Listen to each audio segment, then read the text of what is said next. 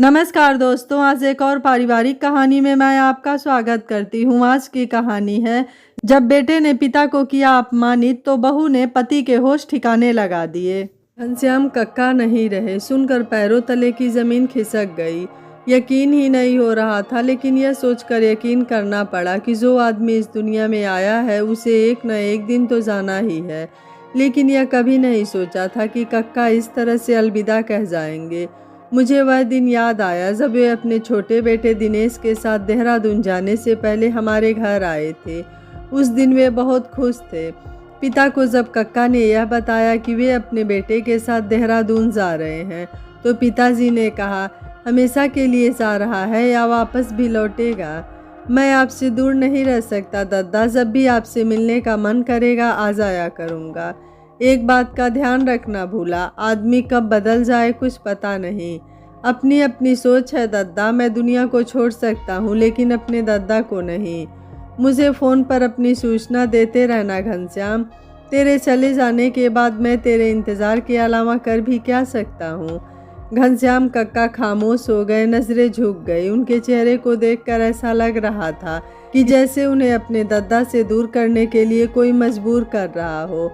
कक्का जब तक गांव में थे, वे हफ्ते में 2 दिन पिता से मिलने हमारे घर ज़रूर आया करते। पिता का हुक्म सिर आंखों पर रखते हुए कुछ भी कर गुजरने के लिए तैयार रहते। लेकिन हफ्ते में जब कक्का के 2-3 बार पिता के लिए फ़ोन आते तो पिता सोचते कि वे अभी अकेले नहीं हैं।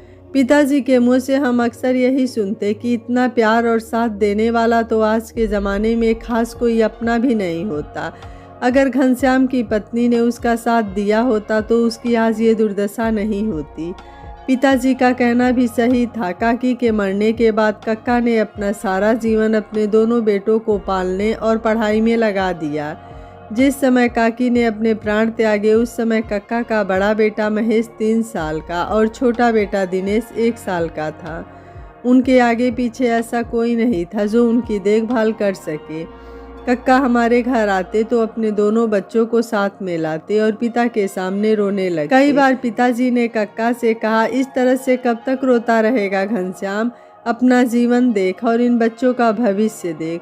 तू कहे तो मैं तेरे लिए कोई विधवा या फिर कोई तलाकशुदा औरत ला देता हूँ।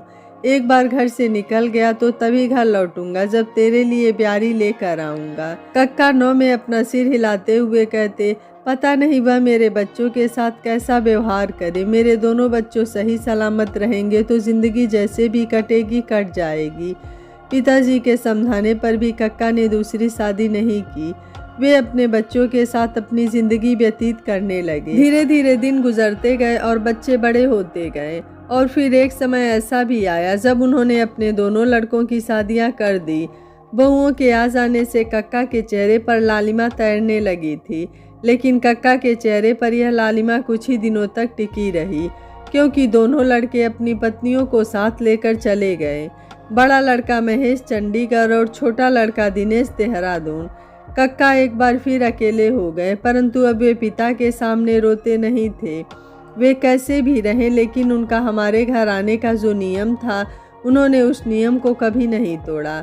और फिर अचानक ही कक्का के फ़ोन आने बंद हुए तो फिर उनको फ़ोन कभी नहीं लगा। पिताजी दिन रात बड़बड़ाते, पता नहीं घनश्याम कैसा होगा, है भी या नहीं। लेकिन एक दिन कक्का को अचानक अपने घर आए देखकर हम चौंक पड़े। पिताजी के गले से लगकर कक्का बच्चों की तरह रोने लगे। रोते रोते उन्हें हिचकियाँ आने लगी। उनके आंसू देखकर हमारे भी आंसू निकल आए थे। क्या बात है घनश्याम, तू इतना क्यों रो रहा है? सब ठीक तो है ना? मेरे पे कलंक लग गया दद्दा, लांछन लग गया मेरे पे। मैं खत्म हो गया दद्दा। तुझे देखे बिना मर गया होता तो आत्मा तुझसे मिलने के लिए हमेशा तड़पती रहती। मुझे मौत दे दे दद्दा। कक्का के शब्दों को सुनकर पिताजी सन्न रह गए। अपने दोनों हाथों से अपना मुंह छिपा लिया। बड़ी देर तक पिताजी के गले से लिपटकर रोते हुए कक्का का रोना जब रुका तो गांव से देहरादून जाने के बाद क्या हुआ वे विस्तार से सुनाने लगे। देहरादून जाने के बाद कक्का बहुत खुश थे, लेकिन बहू के चेहरे पर जो हंसी थी उसकी जगह अब उदासी ने ले ली थी। आंखों के नीचे काले और स्याह धब्बे उभर आए थे। पहले की अपेक्षा वह बेहद कमज़ोर दिख रही थी। एक दिन रसोई घर में बहू को रोते देखकर कक्का ने कहा, जब से मैं यहाँ आया हूँ मैंने तुम्हारे चेहरे पर कभी हंसी नहीं देखी। तुम्हें देखकर ऐसा लगता है कि जैसे तुम कई महीनों से बीमार चल रही हो। क्या मेरा आना तुम्हें अच्छा नहीं लगा? बहू ने कहा, ऐसी बात नहीं है जी। फिर ऐसी कौन सी बात है जिसे लेकर तुम अंदर ही अंदर घुटती जा रही हो? मुझे बता बहू, मैं तेरा ससुर भी हूँ और तेरा पिता भी। मुझे बताएगी तो मन का गम हल्का हो जाएगा। ऐसा कुछ भी नहीं है जी, जब से देहरादून आई हूँ अपना मायका नहीं देखा है। बहू ने आसानी से बात टाल दी थी, मगर कक्का को उसकी बातों पर विश्वास नहीं हुआ।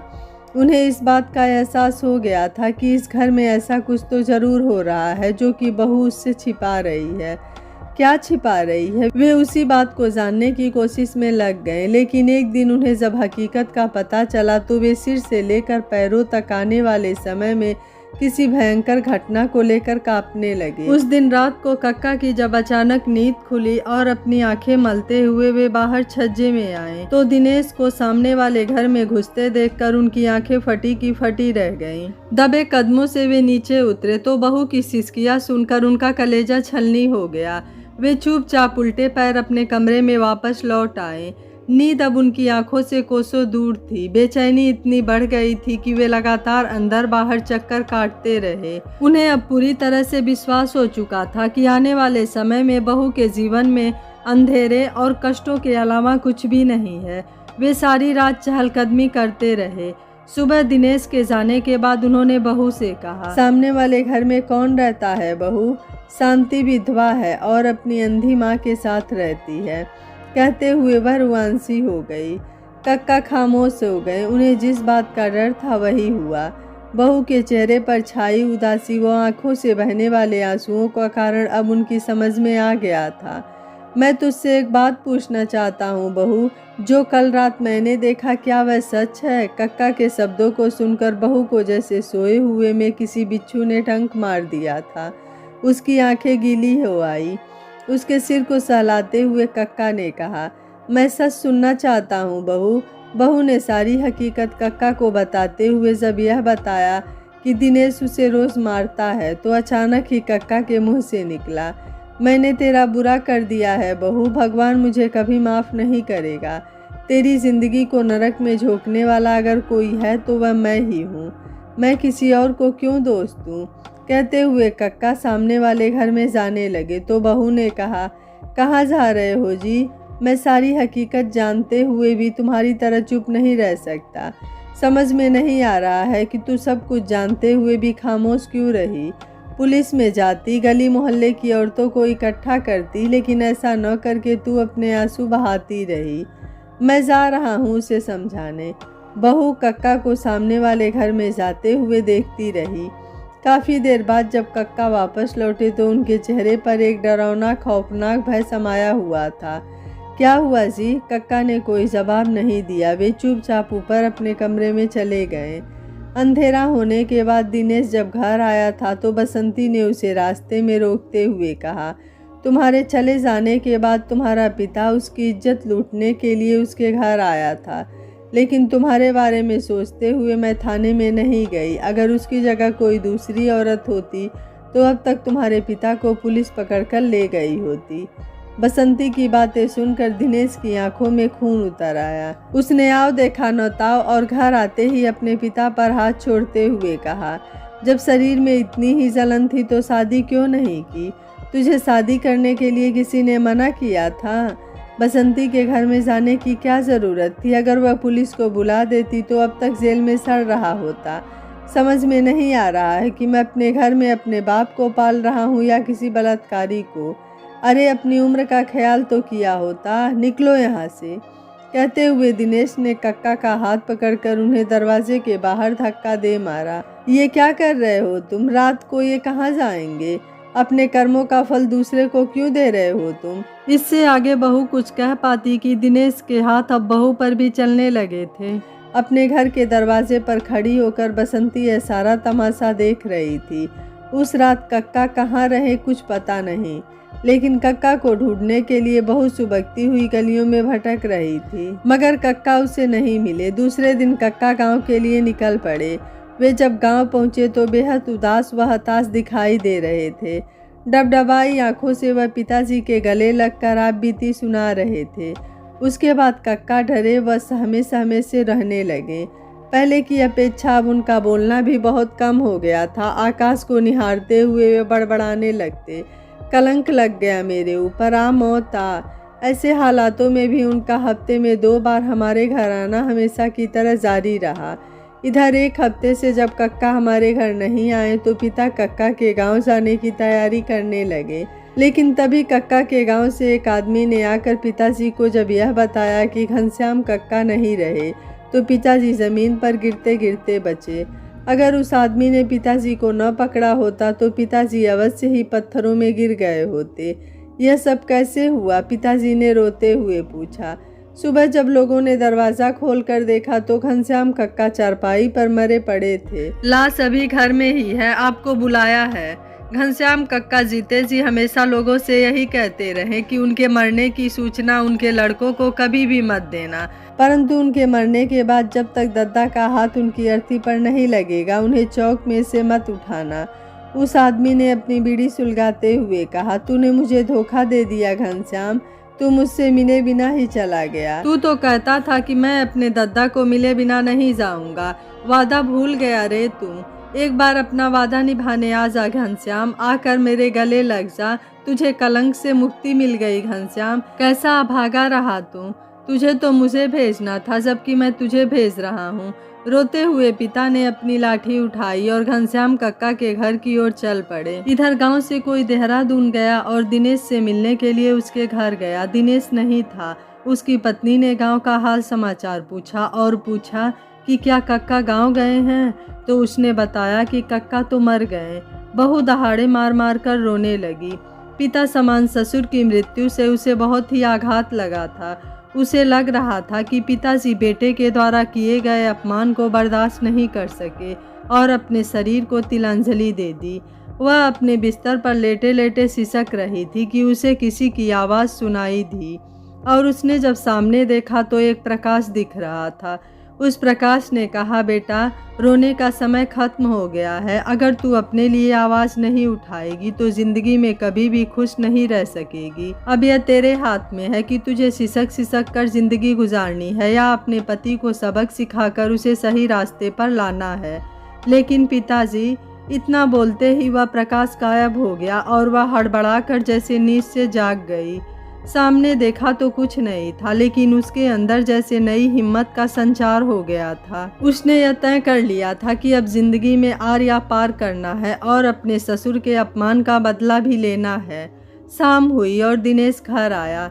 अपने घर में आने के बजाय सामने वाले घर में चला गया। बहू ने एक डंडा उठाया और जाकर शांति के घर का दरवाज़ा खटखटाया। दरवाज़ा खोलते ही उसने दिनेश और शांति पर ताबड़तोड़ डंडे से वार करना शुरू कर दिया। ना दिनेश को संभलने का मौका मिला और ना ही शांति को। दोनों की चिल्लाने की आवाज़ सुनकर मोहल्ले वाले भी जुट गए। सबके सामने उसने कहा कि शांति, मैं तुम्हें आज भर की मोहल्लत देती हूँ। अगर तुमने अपनी माँ को लेकर यह मोहल्ला नहीं छोड़ा तो मैं कल ही पुलिस में जाकर कंप्लेन करूँगी और तुम्हें कहीं का नहीं छोड़ूंगी। दिनेश अपनी पत्नी का ऐसा रूप देखकर सन्न रह गया था। मोहल्ले वाले भी बहुत खुश हुए क्योंकि वह भी दिनेश और शांति के नाजायज रिश्तों से परेशान थे और उनमें से कुछ महिलाओं ने आगे बढ़कर कहा कि हम भी तुम्हारे साथ हैं, हम तुम्हारे तरफ से गवाही देंगे। शांति दिनेश के पत्नी के पैरों में गिरकर माफ़ी मांगने लगी। मुझे माफ़ कर दो, मैं अपना घर छोड़कर कहाँ जाऊँगी। मैं आज से कभी भी तुम्हारे पति की तरफ आँख उठाकर भी नहीं देखूँगी। दिनेश ने भी अपनी पत्नी से माफ़ी मांगते हुए कहा, मुझे भी माफ़ कर दो, मुझे पुलिस के हवाले मत करना, मैं अपनी सारी गलती सुधार लूँगा। दिनेश की पत्नी ने कहा, अगर मैंने यह हिम्मत थोड़ा पहले दिखाई होती तो आज मेरे पिता समान ससुर भी जिंदा होते। दिनेश अपने पिता की मृत्यु की खबर पाकर सन्न रह गया था। वह अपनी गलतियों के लिए बहुत पछता रहा था कि एक औरत के कहने पर उसने अपने देवता समान पिता पर लांछन लगाया। इस गुनाह की कभी माफ़ी नहीं हो सकती थी। आज वह अपने ससुर को धन्यवाद देते नहीं थक रही थी क्योंकि जाते जाते भी उन्होंने अपनी बहू पर अपना आशीर्वाद बनाए रखा था। यह कहानी आपको कैसी लगी? दिनेश की पत्नी का फैसला आपको कैसा लगा? आप मुझे अपनी राय कमेंट बॉक्स में ज़रूर दीजिएगा। वीडियो पसंद आया है तो वीडियो को लाइक शेयर एंड चैनल को सब्सक्राइब कर लीजिएगा। Thank you for watching. मिलते हैं अगली कहानी में।